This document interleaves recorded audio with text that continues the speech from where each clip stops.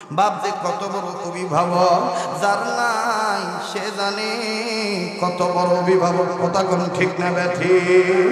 আরে বাবাজি লম্বা করব না, এই সমস্ত মাদ্রাসায় এতিম বাচ্চা আছে, অনেক ছাত্রের বাপ আছে মা নাই, অনেক ছাত্রের মা আছে বাপ নাই। বাজানরে আমি দূরে যাব না, আমার মাদ্রাসার কথাটাই বলি। আজকে তোমার আমার বাপ আছে তাই কদর নাই, কিন্তু যে ছেলের বাপ নাই মা নাই, এই ছেলের সাথে মাঝে মাঝে সময় দিবেন, দিয়ে দেখবেন কি পরিমাণ বেদনা অন্তরে তার লালিত পালিত বাপের বেদনা। আরে বাবাজি আমি আমার মাদ্রাসার কথাটাই বলি। দেখেন তো দেখি বাপ মা দরদে দিলটা নরম হয়নি। আসরের নামাজের পর মাদ্রাসায় বারান্দায় দাঁড়াইয়া আমি বাচ্চাদের খেলা দেখতেছি, বড় ভালো লাগতেছে। নিজ প্রতিষ্ঠানের বাচ্চাদের খেলা সুন্দর করে বাজানদের ছোট্ট টেনিস বল নিয়া ফুটবল বানাইয়া লাত্তি লাত্তি দিয়ে খেলতেছে। বাজানদের দেখতে দেখতে মাদ্রাসার প্রধান গেটের দিকে যখন নজর চলিয়া গেল, নজর দিয়ে দেখি এক ছাত্রের বাবা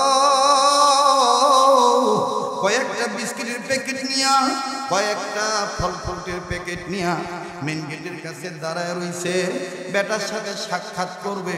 বাজানরে বাপ বেটাকে তালাশ করার আগেই বেটা বাপকে দেখে ফেলছে। এইবার বাপ বাপকে দেখার পর খেলা বাদ দিয়া সহপাঠীদেরকে ডাক দিয়া বলে, ভাইরা আমি আর খেলবো না। কেন?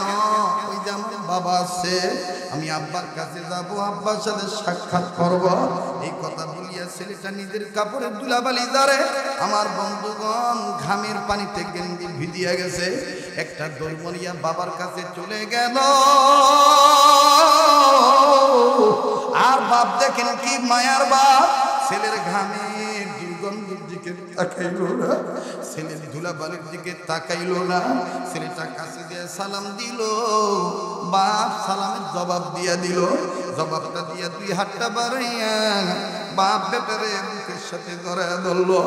আব্বু বলি আপনাকে মুখে গালে মুখে চুমা দেওয়ার বলে, বাবা তুমি কেমন আছো? ছেলেটা বলে, আম্মু কেমন আছে, আপু ভাই কেমন আছে? বাজান বাপ বেটা খুব ভালোই আদর যত্ন, তাদের কথাবার্তা চলতেছে, দৃশ্যটা খুব ভালো লাগতেছে। কিন্তু কয়েক সেকেন্ডের মধ্যে আর একটা করুণ দৃশ্য আমার চোখে ধরা পড়ল।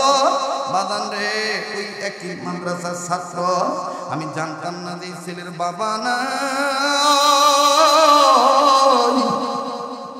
এই ছেলেটা এতিম। ওই বাপ যখন চুমা দেয় আর এই ছেলেটা যখন আব্বু বলিয়া ডাক দেয়, এই ছেলেটা বারান্দার গিরিল ধরলো, চোখের পানি ছেড়ে কান্দা ডাক দিয়ে বলে, আল্লাহ আমার আব্বু কি কোনদিন আর আমার আব্বু কি কোনদিন আমারে আর বাপ বলে বুকে টেনে নিবে না? আমি ডাক দিয়ে বললাম, বাবা তুমি কান্দো কেন, তোমার কি বাবা নাই? ছেলেটা কান্দার বলে, হুজুর আমার আব্বু ছিল 2 মাস আগে রোড অ্যাক্সিডেন্টে নাকি মারা গেছে। কেন তুমি কি তোমার বাবার লাশটাও দেখো নাই? ছেলেটা বলে, না না আমি আমার বাবার লাশটাও দেখি নাই, যার কারণে কোন ছাত্রের বাবারে দেখলে আমার বাবার কথা মনে হইয়া যায়। আরে বন্ধু, আরে বাবাজি যার বাবা নাই তার মতন বড় অভাবী আর কেউ নেই। আবার দেখেন মমতা মুই যার মা নাই রে, তার মতন বড় দুঃখীও কেউ নাই। মনে কিছু নিয়েন না, 1 মিনিট 1.5 মিনিটের মধ্যে মা সম্পদ নামক সম্পদটা বলিয়া দেই। বাবা এই মা মরিয়া গেলে কেউ আর তোমার জন্য বড় মাছের চাকা নিয়ে অপেক্ষা করবে না। আমার ভাইরে আজ থেকে 8-9 বছর আগের ঘটনা, যেটা কামারখন্দবাসীগণ আপনারা মোবাইলের মাধ্যমে ইন্টারনেট থেকে ডাউনলোড দিয়ে আমার এই বয়ানটা শুনছেন। অনেক ছেলে এই বয়ানটা শুনে মার ভক্ত হইয়া গেছে। আরে বাবাজি 8-9 বছর আগের কথা, বরিশাল বিভাগে বয়ান করার জন্য যাও, বাজানটি পদ্মা নদী ফেরির মধ্যে গাড়ি তুলিয়া পদ্মা নদী পাড়ি দিয়ে যাইতে হবে। ফেরির মধ্যে গাড়ি তুললাম, আমার গাড়ির পিছনে আরো অনেক পর্যায়ক্রমে সিরিয়ালে গাড়ি উঠল। এটার ভিতরে একটা অ্যাম্বুলেন্স উঠল। অ্যাম্বুলেন্সের 2 দিকে লেখা লাশবাহী গাড়ি। অ্যাম্বুলেন্সের সামনে বাজানরে লুকিং গ্লাসের নিচে লাল কাপড় বান্ধা। এই লাল কাপড় দেখিয়া বুঝতে বাকি রইল না যে লাশ আছে, অবশ্যই লাশ আছে। কিন্তু আমার জানা নাই মহিলার লাশ না পুরুষের লাশ। লাশটার জন্য দোয়া করিয়া গাড়ির মধ্যে উঠিয়া গেলাম। বাজারে যখন গাড়িতে উঠিয়া পিছনের গ্লাসটা নামাইলাম, বাহিরে মুক্ত হাওয়া গ্রহণ করব। ও বাজান, যতই গ্লাস ফাঁক হয় ততই একটা বাচ্চার কান্নার আওয়াজ আমার কান ভারী করে, হৃদয় আত্মার মধ্যে লাগে। বাবাজি, বাচ্চা ছেলেটা কান্দার বলে, আব্বু, ও আব্বু, আমার মাওরে তুমি কাঠের বাক্সে ভইরা রাখছো কে? আমি আমার আম্মুর কাছে যাবো, আমি আমার আম্মুর দুধ খামো। আমার মায়েরে তুমি কাঠের বাক্সে ভরে রাখছো কেন? আমি আমার আব্বুর কাছে যাবো, আমি আমার আম্মুর দুধ খামো। বাজানদি কান্না শুনিয়া, চিৎকার শুনিয়া নিজের ঠিক রাখতে পারল। আল্লাহরে ডাক দিয়ে বললাম, মারি তোমার কুদরত বুঝা বড় না, তুমি মহাশক্তির অধিকারী।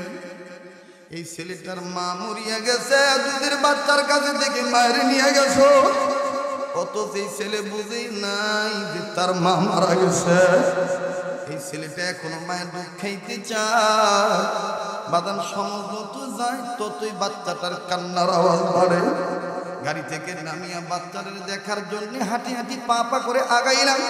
অ্যাম্বুলেন্সের দিকে যখন তাকাইলাম, নজর করিয়া দেখি শত শত মানুষ, আমার মতন যুবক এবং মধ্যম বয়সী লোকেরা অ্যাম্বুলেন্সের চতুর্দিকে দাঁড়ায় দাঁড়ায় মা মরা বাচ্চাটারা দেখে আর নিজেরাই কান্দে আর চোখের পানি মোছে।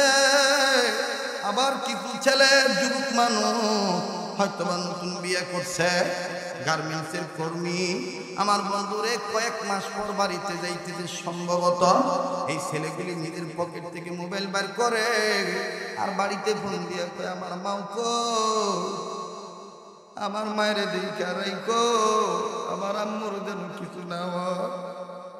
সম্ভবত বাড়ি থেকে জিজ্ঞাসা করছে কেন কান্দে, কি হয়েছে? কান্দার বলে, আজকে ফেরির মধ্যে একটা মা মরা বাচ্চা দেখছি রে, এই বাচ্চাটারে কেউ থামাইতে পারে না। ফল দিল ফল ফালায় দেয়, পানি দিল ফেলে দেয়, জুসের বোতলে ফেলে দেয়, বাপের কামড়ায় আর ডাক দিয়ে বলে, আমার মায়ের কাঠের বাক্সে বইরা রাখলো গে, আমি আমার আম্মুর কাছে যাবো, দুধ খাবো। এইভাবে এইভাবে বাচ্চাটা কান্দে কাঁদে। এই মা মরিয়া গেলে আর মা পাবো না।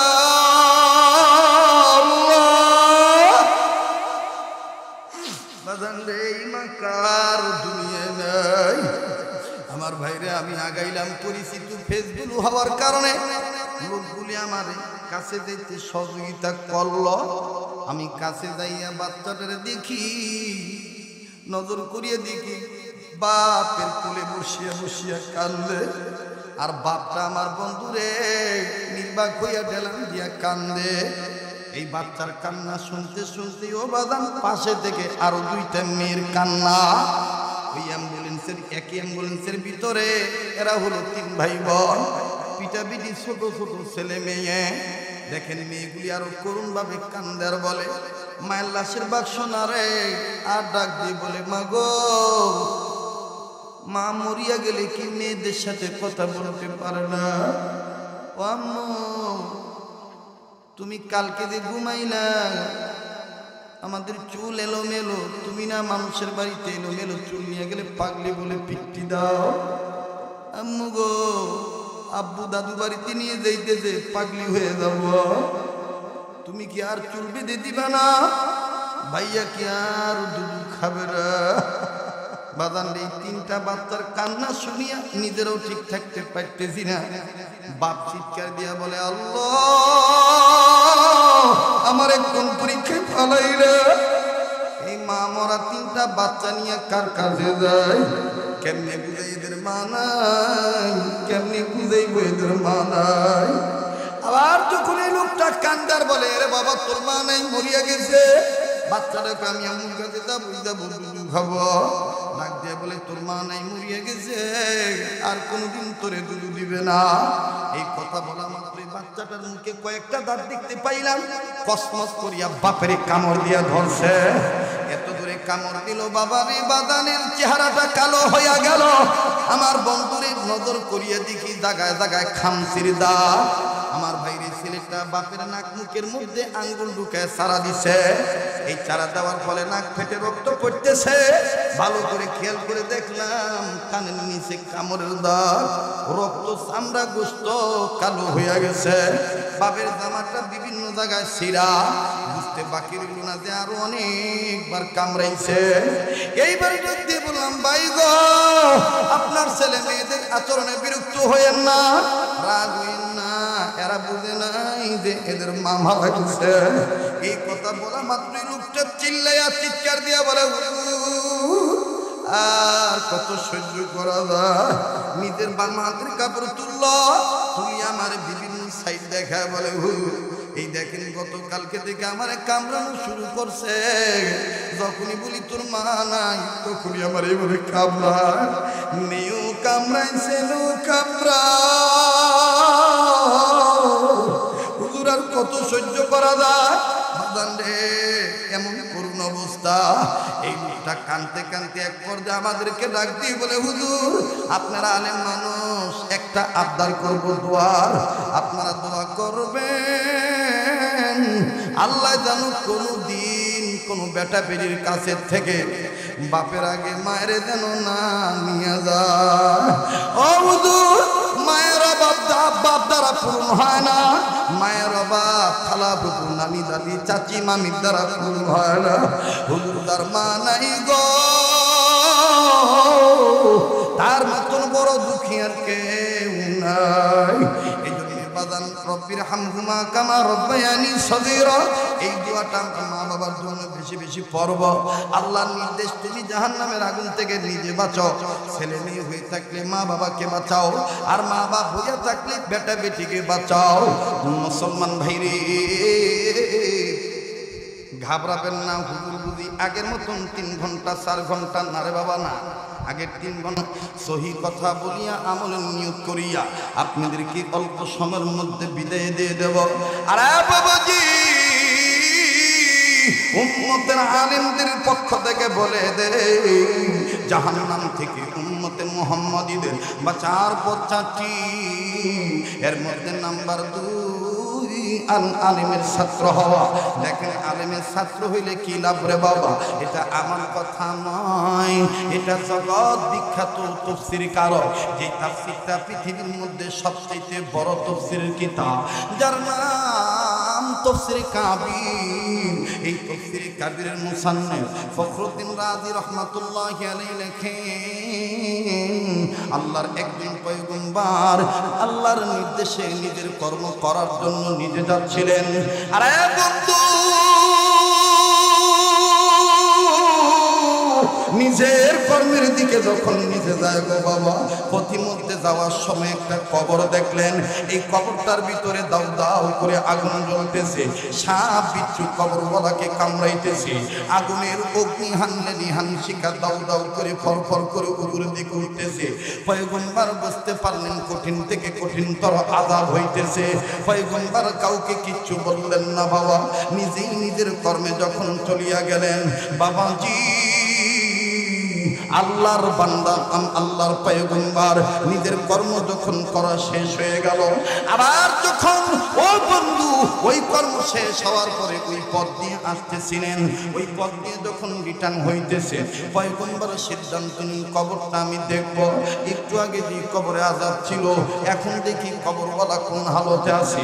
এইবার আবার যখন কবরের দিকে নজর দিলেন, নজর দিয়ে দেখেন একটু আগে যে কবরে আযাব ছিল, এখন আর কোনো আযাব নাই। কবরওয়ালা জান্নাতের বিছানায় ঘুমায়। পয়গম্বর ডাক দিয়ে বললেন, আল্লাহ, একটু আগে যে কবরে আযাব ছিল, এখন দেখি কবরে কোনো আযাব নাই। মাবুদ গো, তোমার দরবারে আমি জানবার চাই, এই কবরওয়ালার গুনাহ তুমি কি উসিলায় মাফ করিয়া দিলা? এই কবরওয়ালাকে তুমি কোন কাজের বিনিময়ে মাফ করিয়া দিলা? বাজানো আমার নাকের মধ্যে আল্লাহর গান আসতেছে। এই ময়দানের মধ্যে আল্লাহর ওলি কে যেন হয়ে বসে আছেন। বাবাজি কেউ চলিয়া গেলে চলিয়া যাবে, কিছুক্ষণের মধ্যে দেখবেন ময়দান শুদ্ধ কাঁদবে। আমার বন্ধুগণ নিজেও কাঁদবেন না, কান্না আসলে কান্নার ভান ধরবেন। আমার বন্ধুগণ কান্নাকাটি মাবুদের কাছে খুব পছন্দ। আরে বন্ধু রে বাবাজি, পয়গম্বর ডাক দিয়ে বললেন, ওগো দয়ার আল্লাহ, এই লোকটাকে তুমি কোন উসিলায় মাফ করিয়া দিলা? আল্লাহ পাক ডাক দিয়ে বলেন, পয়গম্বর তুমি শোনো, এই লোকটা বড় গুনাহগার, গুনাহ করিয়া কবরে আসছে। কিন্তু এ পয়গম্বর এই কবরওয়ালা একটা সন্তান রেখে আসছে দুনিয়ায়। এই সন্তানটা এতদিন কথা বলা শিখে নাই, ইদানিং কথা বলা শিখছে। কথা বলা শিখার পর এই বাচ্চাটার মা বাফারা ছেলেকে নিয়ে নির্ধারিত নির্দিষ্ট স্থানীয় মাদ্রাসা মক্তবে ভর্তি করিয়া দিছে। ওই মক্তবের ছাত্র হইয়া এই বাচ্চাটা জীবনের প্রথম সবক পড়ছে। এই প্রথম সবক পড়তে যাইয়া আমার দুইটা নাম ধরে ডাক দিছে। আর এই দুইটা নাম ধরে ডাকার পর আমার মায়া লেগে গেছে। আমি আল্লাহ বাচ্চাটার উসিলায় তার বাবাকে মাফ করিয়া জান্নাত দিয়া দিছি। আরো জোরে জোরে বলেন সুবহানাল্লাহ। পয়গম্বর বললেন, আল্লাহ কি এমন সবক করছে বাচ্চাটা? বলেন, আল্লাহ আল্লাহ আমি আপনার কাছে জানবার চাই। আল্লাহ বলেন, পয়গম্বর এই বাচ্চাটা কি সবক পড়ছে? বলছি শোনো। বাদাম আমিও আপনাদেরকে বলছি শুনবেন, তবে অবাক হয়ে যাবেন। এই সবকটা এই মাদ্রাসা তো পড়ানো হয়। আমি আগেই বলছি বয়ান সবার ভালো লাগবে না। এই বয়ান তাদের ভালো লাগবে যাদের সম্পর্ক কোনো না কোনো আল্লাহ বলার সাথে। বাজারে একটু মহাব্বত নিয়ে বসেন, কিছুক্ষণের মধ্যে কথা ফিনিশিং দিয়ে দোয়া করিয়া বিদায় নিয়ে চলিয়া যাব। আরে বন্ধু, এইবার আল্লাহ পাক ডাক দিয়ে বলেন, পয়গম্বর তুমি শোনো, এই সবক কি সবক? কিন্তু বাদান আল্লাহর নজরে তো আমরা সবাই আছি, পয়গম্বরও ছিলেন। আল্লাহ পাক দেখতেছেন পয়গম্বর কান্দে। আল্লাহ বলেন, পয়গম্বর কান্দ কেন? পয়গম্বর ডাক দিয়ে বলেন, দয়ার আল্লাহ আমি কান্দি এই ছেলেটার জন্যে। তবে আল্লাহ এটা দুঃখের কান্দা নয়, এটা সুখের কান্দা।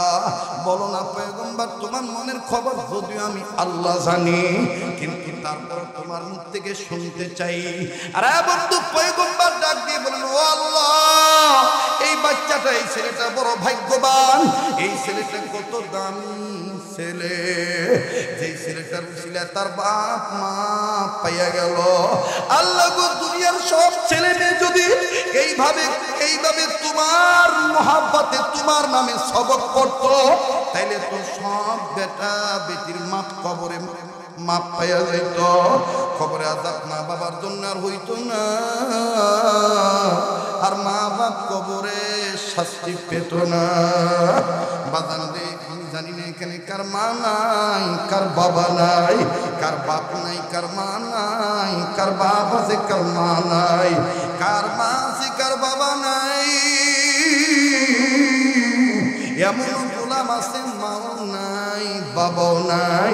একটু ফিকিরমান হইয়া দেখেন তো বাজান, আমি আপনি এমন বেটা বেটি হইলাম কিনা? আমার আপনার কারণে মা বাপ কবরে সুখে না দুঃখে। একটু ফিকিরমান হইয়া যান ও বাবাজি, দুনিয়া কিন্তু থাকার জায়গা না। মা বাবার বড়দের মাবুদের কাছে একটু দরখাস্ত দেওয়ার জন্য মা বাবার কবরে আযাব মাফের আশায় মায়া লাগা ডাক দেন না, বলেন না আল্লাহ।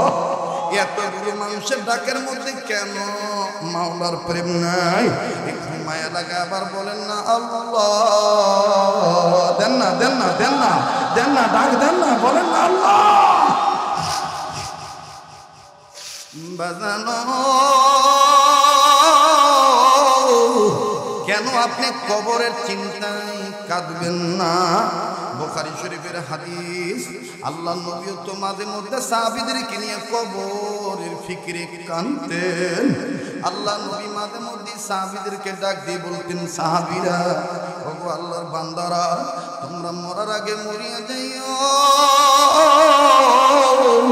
সাহাবীরা বলতেন, নবী গো, মানুষ আবার জিন্দা থাকতে কেমনে মরার আগে মরে?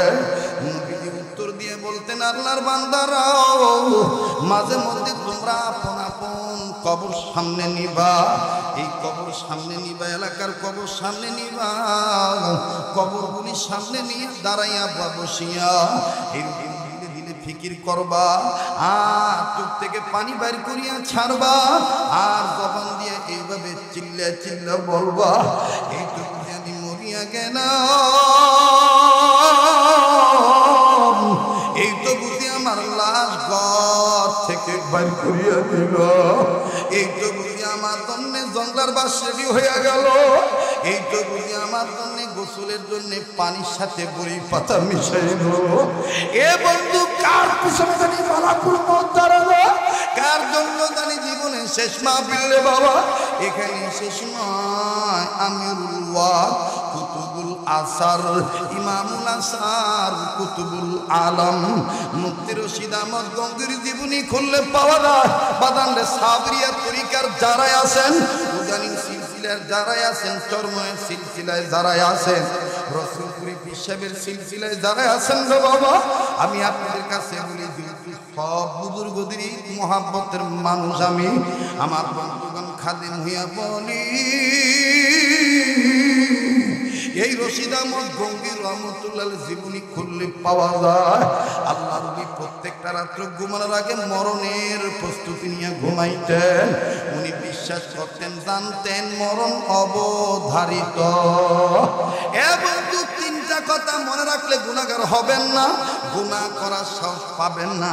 নাম্বার 1 হায়াত সীমিত, নাম্বার 2 রিজিক নির্ধারিত, নাম্বার 3 মরণ অবধারিত।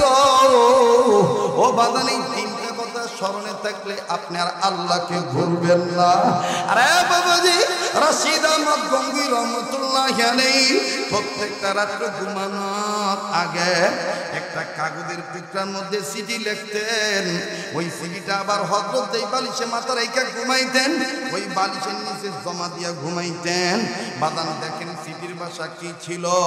হযরত এইভাবে চিঠি লিখতেন আর কানতেন, ভাষা এরকম ছিল, মালিক, এই যে আমি ঘুমাবো না জানি, এই ঘুম আমার জীবনের শেষ ঘুম। আল্লাহ দেন না, একটা ডাক দেন না, বলেন না আল্লাহ। আরে বাবাজি, এই রশিদ আহমদ গঙ্গি রহমতুল্লাহ জীবনী করলে আরো পাওয়া যায়। আজকে আমার আপনার জাহান্নামের আগুনের ভয়ে কান্না নাই, চোখে পানি নাই, অথচ গঙ্গি রহমতুল্লাহ কানতে কানতে অন্ধ হইয়া গেল, চোখের আলো নিবে গেল। কিছু উলামা ইকরাম সামনে দিয়ে বলে, হুজুর আপনি যে এইভাবে কবর আযাবের ভয়ে কান দিয়ে নিজের চোখ অন্ধ বানাইলেন, আপনি কি কোনদিন নিজের চোখে কবর আযাব দেখছেন? আল্লাহর ওলি কান্দার ডাক দিয়ে বলে, বাবারে, আমার মাওলা কি আমার আর না দেখাইছে? আমি তো দেখি এই বাঁচার জন্য কান্দি। কবরে যদি কেউ মাপ পাইয়া যায়, সে জাহান্নামে যাবে না। আর কবরে যদি কেউ ধরা খাইয়া যায়, উপায় থাকবে না। আরে বাবাজি, রশিদ আহমদ গঙ্গি রহমতুল্লাহ আলাইহির মুরিদানরা ডাক দি বলে, হযরত আপনি কোন দিন কেমন করে কবর আযাব দেখলেন? আপনি আমাদেরকে একটু শুনাইতেন, আমাদের ইবরত হাসিল হয়ে যাইত, আমল দুরুস্ত হইত। খুব খেয়াল করেন বাবা, কেউ চলিয়া গেলে চলিয়া যাইতে দিবেন, খবরদার কেউ কারো দিকে তাকাইবেন না। আমার বন্ধুরে নিজেরা নিজেদের ইসলামের জন্য বয়ান শুনি, বন্ধুরে জীবনের শেষ বয়ান মনে করিয়া শুনি। এ বাবাজি, রশিদ আহমদ গঙ্গি রহমতুল্লাহ আলাইহি বলেন, শোনো, আমি তো প্রায় কবর জিয়ারত করি। কেননা নবী বলছেন, যারা কবর জিয়ারত করবে, কবর জিয়ারত করার মাধ্যমে রিজিক বাড়বে, কবর জিয়ারত করার মাধ্যমে চেহারার নূর বাড়বে, কবর জিয়ারত করার মাধ্যমে চোখে পানি পড়বে, কবর জিয়ারত করার মাধ্যমে আখিরাতের কথা স্মরণ থাকবে, কবর জিয়ারত করার মাধ্যমে কবরে যাওয়ার প্রস্তুতি নেওয়া হবে। এই নিয়তে আমি কবর জিয়ারত করি, আমি কবর জিয়ারত করি। একদিনের একটা ঘটনা, একটা কবর সামনে নিয়ে যখন জিয়ারতের উদ্দেশ্যে দাঁড়াইলাম, চক্ষুটা বন্ধ করিয়া যখন সূরা কেরাত পড়ি, ওই কবর ভিতর থেকে আমার গায়ে কেমন জানি গরম বাতাস লাগলো। এই গরম বাতাস লাগার পর আমি ঘামিয়া গেলাম, আমি অস্থির হইয়া গেলাম। এই অস্থিরতা আমি কাউকে বুঝতে দিলাম না। আমি আমার আল্লাহকে ডাক দিয়ে বললাম, আল্লাহ,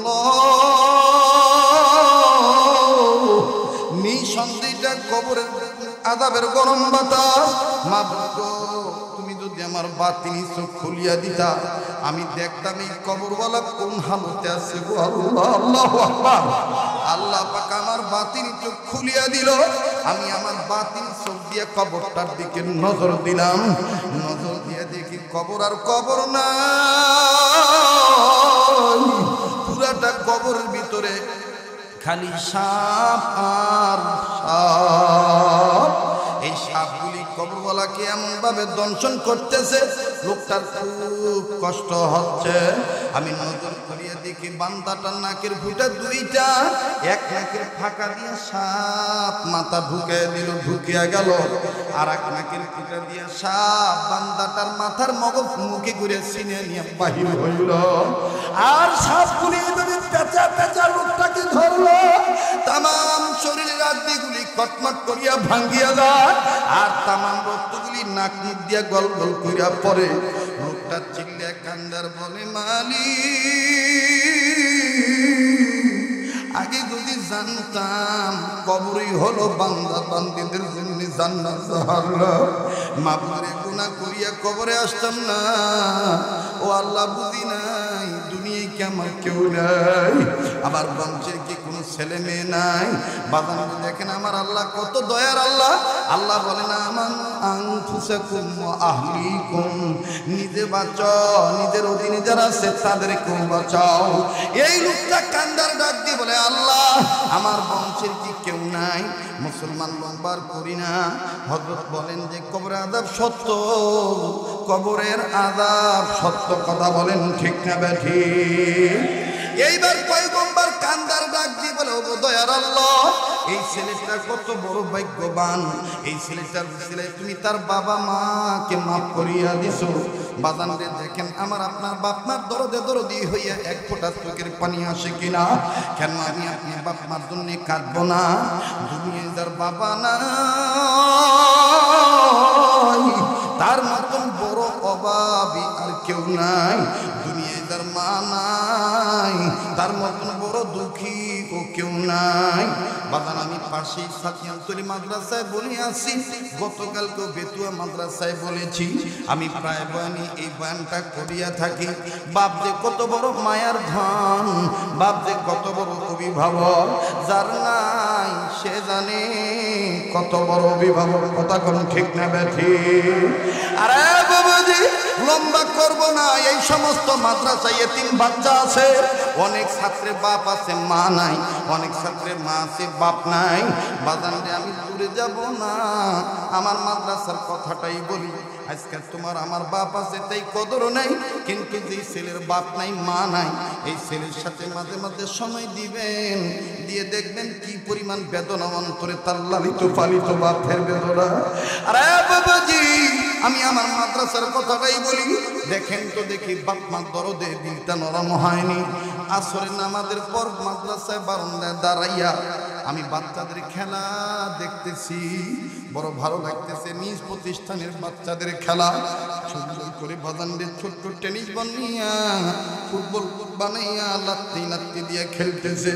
বাজানদের দেখতে দেখতে মাদ্রাসার প্রধান গেটের দিকে যখন নজর চলিয়া গেল, নজর দিয়ে দেখি এক ছাত্রের বাবা কয়েকটা বিস্কিটের প্যাকেট নিয়া, কয়েকটা ফল ফ্রুটের প্যাকেট নিয়া মেন গেটের কাছে দাঁড়ায় রইছে, বেটার সাথে সাক্ষাৎ করবে। বাজানে বাপ বেটাকে তালাশ করার আগেই বেটা বাপকে দেখে ফেলছে। এইবার বাপ বাপকে দেখার পর খেলা বাদ দিয়া সহপাঠীদেরকে ডাক দিয়া বলে, ভাইরা আমি আর খেলবো না। কেন? ওই যে আমার বাবা আছে, আমি আব্বার কাছে যাব, আব্বার সাথে সাক্ষাৎ করব। এই কথা বলিয়া ছেলেটা নিজের কাপড়ের দুলাবালি ধরে। আমার বন্ধুগণ ঘামের পানিতে গেঞ্জি ভিজিয়া গেছে, একটা দৌড়মলিয়া বাবার কাছে চলে গেল। আর বাপ দেখেন কি মায়ার বাপ, ছেলের ঘামের দুর্গন্ধের দিকে তাকাইল না, ছেলের ধুলাবালির দিকে তাকাইল না। ছেলেটা কাছে দিয়ে সালাম দিল, বাপ সালামের জবাব দিয়া দিল। জবাবটা দিয়া দুই হাতটা বাড়াইয়া বাপ বেটারে মুখের সাথে জড়াইয়া ধরল।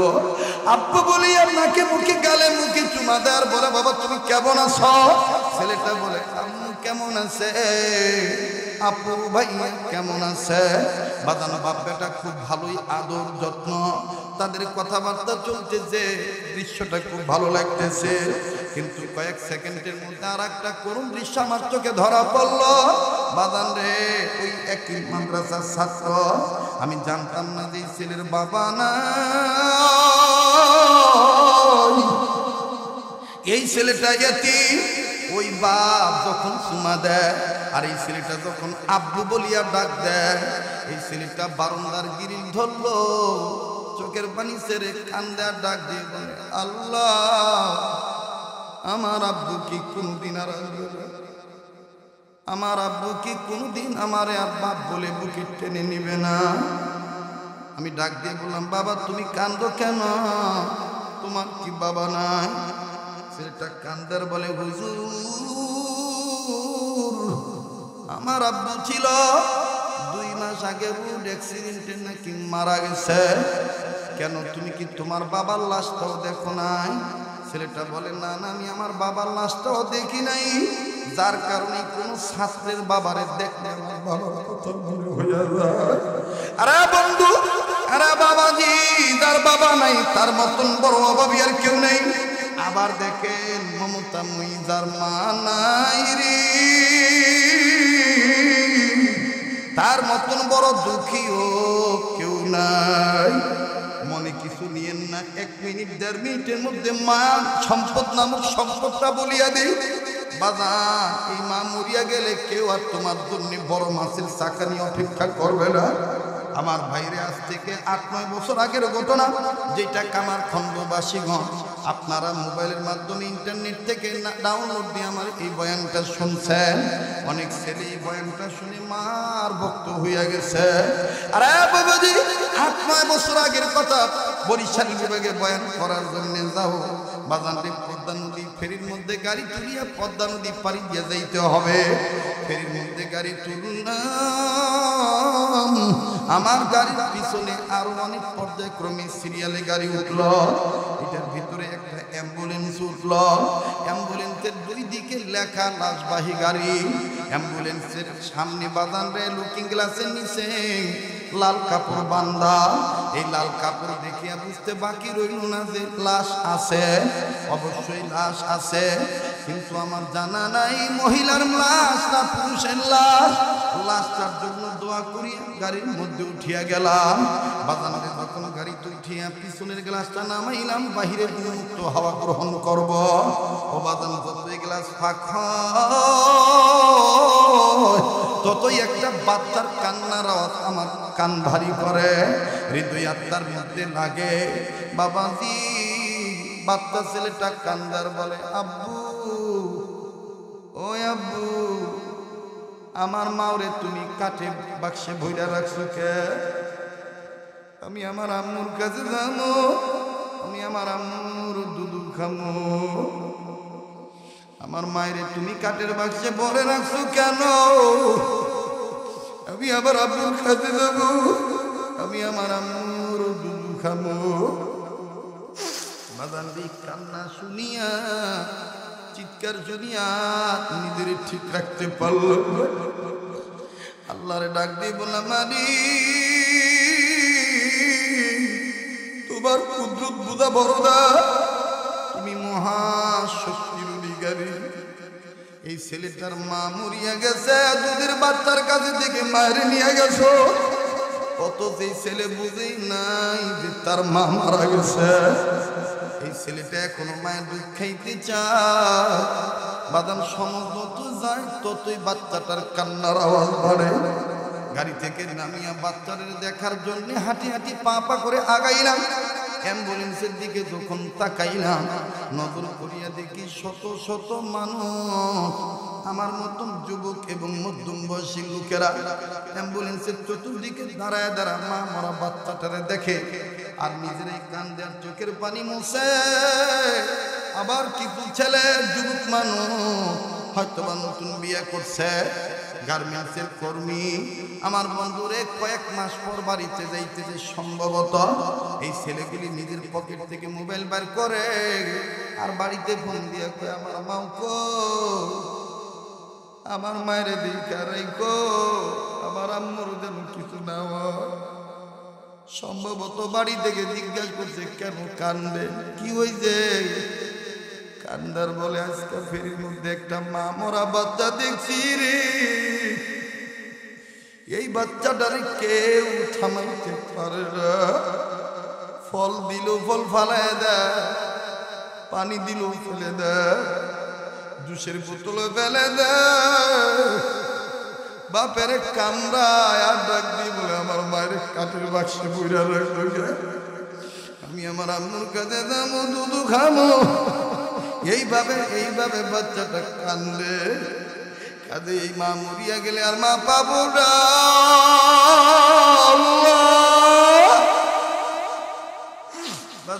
এই মা কার দুনিয়ায় নাই।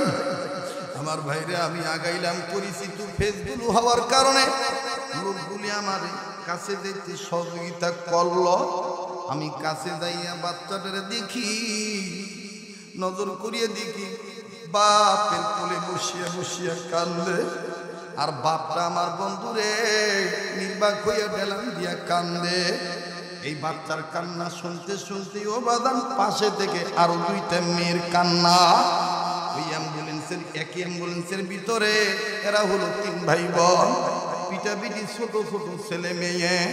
দেখেন মেয়েগুলি আরো করুণ ভাবে কান্দার বলে মায়ের লাশের বাক্স না রে, আর ডাক দিয়ে বলে মা গো, মা মরিয়া গেলে কি মেয়েদের সাথে কথা বলতে পারে না? ও আম্মু, তুমি কালকে যে ঘুমাইলা, আমাদের চুল এলোমেলো, তুমি না মানুষের বাড়িতে এলোমেলো চুল নিয়ে গেলে পাগলি বলে পিটি দাও। আম্মু গো, আব্বু দাদু বাড়িতে নিয়ে যাইতেছে পাগলি হয়ে যাব, তুমি কি আর চুল বেঁধে দিবা না? ভাইয়া কি আর দুধ খাবে না? বাদান এই 3টা বাচ্চার কান্না শুনিয়া নিজেরাও ঠিক থাকতে পারতেছি না। বাপ চিৎকার দিয়া বলে আল্লাহ, আমারে কোন পরীক্ষায় ফালাই রে? এই মা মরা 3টা বাচ্চা নিয়ে কার কাছে যায়? কেমনে বুঝাই এদের মা নাই, কেমনে বুঝাইব এদের মা নাই? আবার যখন এই লোকটা কান্দার বলে রে বাবা তোর মা নাই, মরিয়া গেছে, বাচ্চাটাকে আমি আম্মুর কাছে যাবো দুধ খাবো, ডাক দিয়ে বলে তোর মা নাই, মরিয়া গেছে, আর কোনোদিন তোরে দুধ দিবে না। এই কথা বলা মাত্র বাচ্চাটার মুখে কয়েকটা দাঁত দেখতে পাইলাম, কসমস করিয়া বাপের কামড় দিয়া ধরছে। এত করে কামড় দিল বাবারে, বাদানের চেহারাটা কালো হইয়া গেল। আমার বন্ধুরে নজর করিয়া দেখি জায়গায় জায়গায় খামচির দাগ। আমার ভাইরে ছেলেটা বাপের নাক মুখের মধ্যে আঙ্গুল ঢুকায় চারা দিছে। এই চারা দেওয়ার ফলে নাক ফেটে রক্ত পড়তেছে। ভালো করে খেয়াল করে দেখলাম কানের নিচে কামড়ের দাগ, রক্ত চামড়া গোস্ত কালো হইয়া গেছে। বাপের জামাটা বিভিন্ন জায়গায় ছিঁড়া, বুঝতে বাকি রইল না যে আরো অনেকবার কামড়াইছে। এইবার দেখতে বললাম ভাই গো, আপনার ছেলে মেয়েদের আচরণে বিরক্ত হইয়েন না, রাগ হইয়েন না, এরা বুঝে নাই যে এদের মা মারা গেছে। এই কথা বলা মাত্রই লোকটা চিল্লাইয়া চিৎকার দিয়া বলে আর কত সহ্য করা যায়? নিজের বাম হাতের কাপড় তুলল, তুলি আমার বিভিন্ন সাইড দেখায় বলে এই দেখেন গতকালকে থেকে আমার কামড়ানো শুরু করছে। যখনই বলি তোর মা নাই, তখনই আমার এবারে কামড়ায়। নিউ কামড়াইছে নো কামড়া। হুজুর আর কত সহ্য করা যায়? বাদান রে, এমন করুণ অবস্থা। এই মেয়েটা কানতে কানতে এক পর্যায়ে আমাদেরকে ডাক দিয়ে বলে, হুজুর আপনারা আলেম মানুষ, একটা আবদার করব, দোয়ার আপনারা দোয়া করবেন।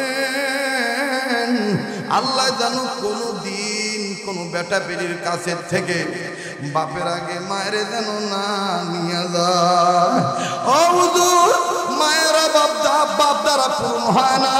মায়ের বাপ, খালা ফুফু, নানি দাদি, চাচি মামির দ্বারা পূরণ হয় না।